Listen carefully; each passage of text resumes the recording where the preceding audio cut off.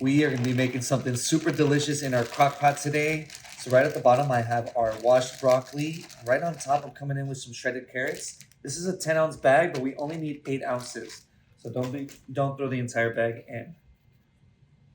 Right on top of this, I'm coming in with a red onion. This is a whole red onion. You can use white if you like, but I just like the added sweetness from the red a little bit better. Now we're gonna come in with some spice rolled garlic. This stuff is the absolute best. Go ahead and get a good spoonful and then get some of the juice as well. So I'm gonna do about 2. You can add less or more depending on how garlicky you like your dish. Now we're gonna get to season. So the seasonings are gonna be pretty simple. We're gonna come in with some pink Himalayan salt.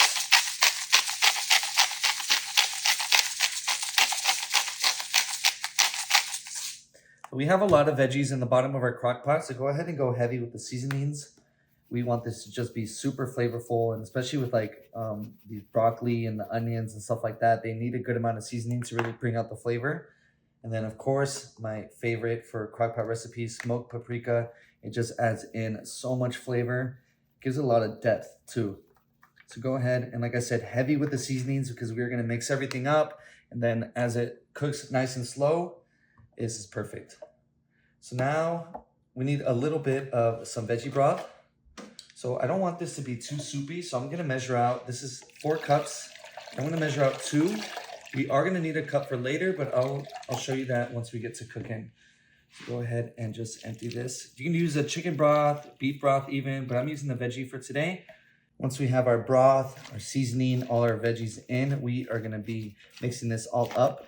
I know it doesn't look like a lot of liquid right now, but remember these veggies hold a lot of liquid. So especially once we cook them nice and slow, it's gonna bring out a lot. And then we're gonna add in some more liquid later. Let's go ahead and put the lid on. This is gonna cook on high for 2 hours.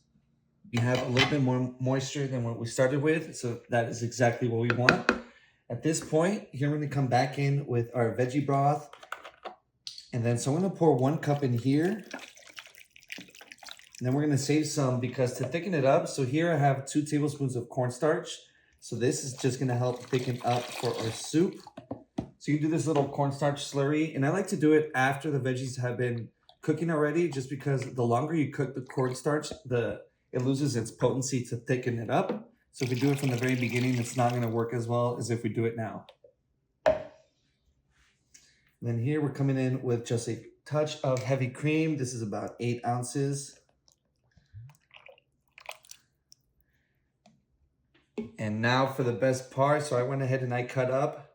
This is about 18 ounces of some sharp white cheddar cheese. You can use regular cheddar or the white cheddar.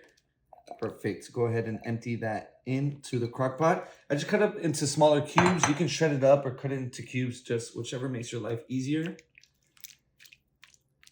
And now this is gonna cook on low for about another 2 hours, just so all the cheese and everything gets melted. This is gonna be so delicious. Now it is time for the best part. So my favorite way to serve this, especially if I'm feeling special, is I like to get a sourdough bread bowl. And you can see I just hollow out the inside and then I brush it around with some butter. And then right on top, we're going to be pouring in our soup. You can see that we got the consistency just right. And this is going to be perfect. I do have my oven preheating at 400 degrees. So as soon as we fill this up, we can go ahead and get to baking. But before we do that, I like to shred some Parmesan cheese right on top. You guys can go ahead and just say when. That looks like enough cheese. And I'm just going to go ahead and bake this in the oven for about 20 to 22 minutes. And once you take it out, it is ready to eat. This is just so perfect, especially if you eat it in a bread bowl. Go ahead and give it a try.